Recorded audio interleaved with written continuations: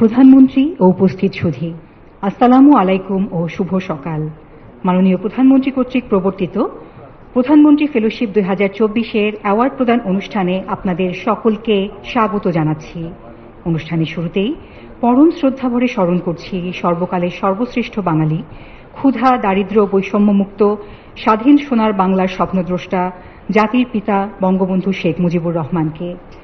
পরম শ্রদ্ধায় স্মরণ করছি সকল বীর মুক্তিযোদ্ধাদের, যাদের রক্তের সংগ্রামে এবং ত্যাগে আমরা পেয়েছি স্বাধীন বাংলাদেশ।